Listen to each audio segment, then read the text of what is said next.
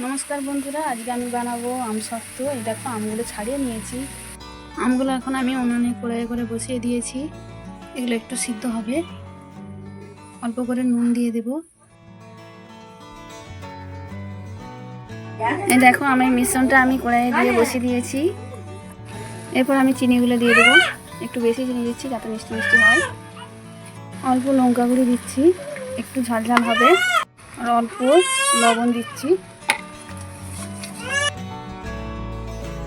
থালাটা আমি পুরো মিশ্রণটি দিয়ে দিয়েছি।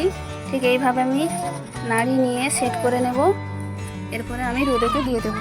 দেখো রোদেতে দিয়ে দিয়েছি। এই দেখো আমসত্ত্ব একদম রেডি। এই যে থালা থেকে একদম সেট হয়ে গেছে, একদম পড়ছে না, পুরোপুরি ঠান্ডা হয়ে গেছে। এরপরে এটা আমরা পিস পিস করে কেটে নেব, তাহলেই রেডি হয়ে যাবে। বন্ধুরা, ভিডিওটা যদি ভালো লেগে থাকে লাইক এবং সাবস্ক্রাইব করবেন।